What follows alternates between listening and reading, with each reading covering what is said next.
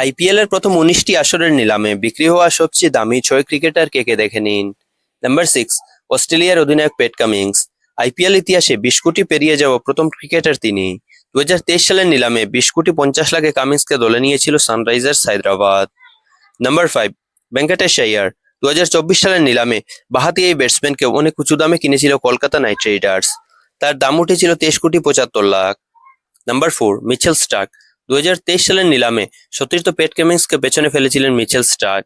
সে বছর তাকে ২৪ কোটি ৭৫ লাখে কিনে নিয়েছিল কেকেআর। Number 3, Cameron green.